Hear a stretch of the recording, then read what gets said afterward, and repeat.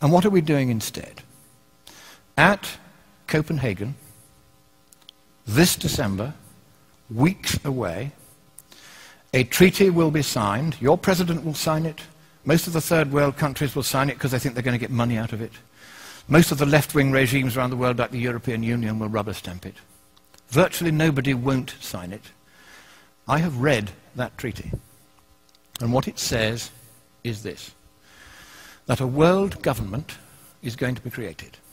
The word government actually appears as the first of three purposes of the new entity. The second purpose is the transfer of wealth from the countries of the West to third world countries in satisfaction of what is called coyly a climate debt, because we've been burning CO2 and they haven't, and we've been screwing up the climate. We haven't been screwing up the climate, but that's the line. And the third purpose of this new entity, this government, is enforcement. How many of you think that the word election or democracy or vote or ballot occurs anywhere in the 200 pages of that treaty? Quite right, it doesn't appear once. So at last, the communists who piled out of the Berlin Wall and into the environmental movement and took over Greenpeace, so that my friends who founded it left within a year because they'd captured it. Now the apotheosis is at hand. They are about to impose a communist world government on the world. You have a president who has very strong sympathies with that point of view. He's going to sign. He'll sign anything. He's a Nobel Peace Laureate. Of course he'll sign it. And the trouble is this. If that treaty is signed, your constitution says that it takes precedence over your constitution. And you can't resile from that treaty unless you get the agreement of all the other states parties. And because you'll be the biggest paying country, they're not going to let you out. So, thank you, America. You were the beacon of freedom for the world.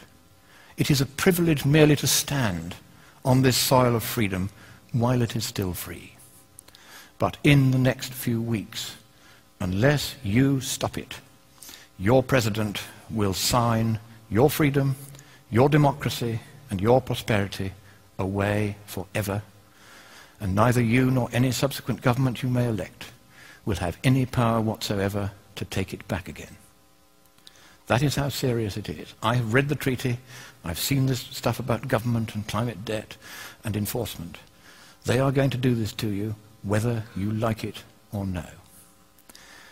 But I think it is here in your great nation, which I so love and I so admire. It is here that perhaps at this 11th hour, at the 59th minute and the 59th second, you will rise up and you will stop your president from signing that dreadful treaty, that purposeless treaty, for there is no problem with the climate, and even if there were, economically speaking, there's nothing we can do about it. So I end by saying to you the words that Winston Churchill addressed to your president in the darkest hour before the dawn of freedom in the Second World War. He quoted from your great poet Longfellow.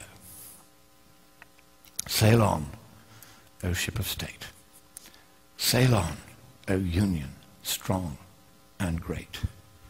Humanity, with all its fears, with all the hopes of future years, is hanging breathless on thy fate.